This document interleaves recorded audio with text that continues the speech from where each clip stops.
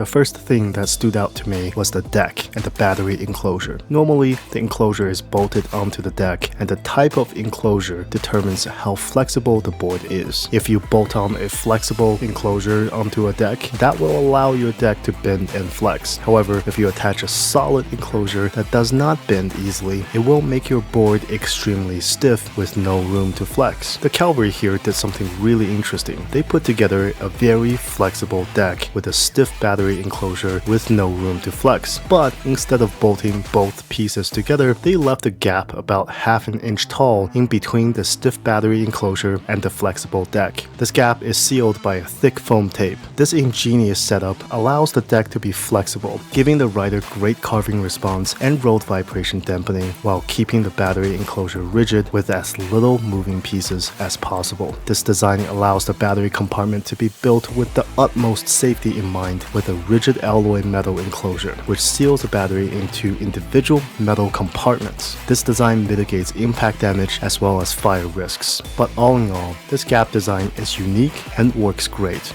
However, the deck is not truly as flexible as a board using a flexible enclosure, but it's also not as stiff as a carbon fiber board. It's kind of in between the two extremes. It provides the stability a rider would need to reach high speeds while being able to provide a responsive carving experience. It's a compromise between the best of both worlds, and a well-executed one at that. If you're ever in between choosing a stiff versus a flexible deck, the OMW Cavalry here is the compromising solution that might just fit your needs.